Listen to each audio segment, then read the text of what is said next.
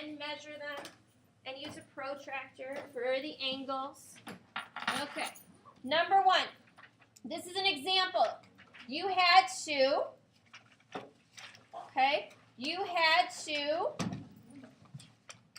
find a rectangle that is not a square with an area of 24 centimeters. I used 6 and 4. So I measured 6 centimeters, made sure they were at 90 degrees, and then measured 4 centimeters for the height. Why would you have got that wrong? Is it okay to use 8 and 3? You could use 8 and 3. You could use 2 and 12. Okay. I have 2 and 12. Number 2 was a rhombus that had 24 centimeters squared as the area. So for a rhombus, we had to use the diagonals. I have 6 and 8. 6 times 8 times 1/2 gives us 24. So I measured 6 straight up and down, then made sure it was 90 degrees, found the exact middle, so it's 3 on both sides, and put right in the middle 4 centimeters on each side, giving us 8. We need to know what the lengths of the sides are.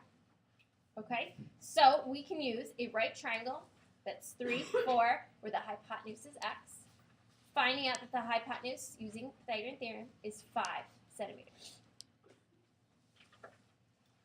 Okay, number 3, we're trying to find a parallelogram with 24 centimeters squared.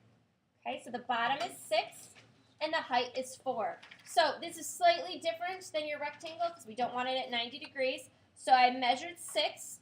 I went in 2. Okay, I put a mark there, and then I measured up 4.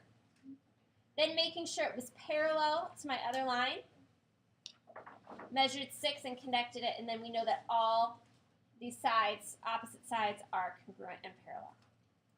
Okay. Number 4, I did a right triangle that had 10 centimeters squared, so I did 4 and 5, making sure I have a right angle. I need a 50-degree angle. I'm going to measure the bottom 5, and then from the angle up to the angle, I measure 4, and then continued my angle, so making sure it was, oops, this shouldn't say 20, this should say 10. It was 10 centimeters squared. Okay, 6 was one of the more complicated ones. There's only one right answer for 6 that I could find. You had to do 10 centimeters, and then after you made your angle of 160 degrees, grab 10 centimeters, and then you want to do 2. So I made the height right at the angle up. Okay, you could also do it like this. Okay, so it's 2.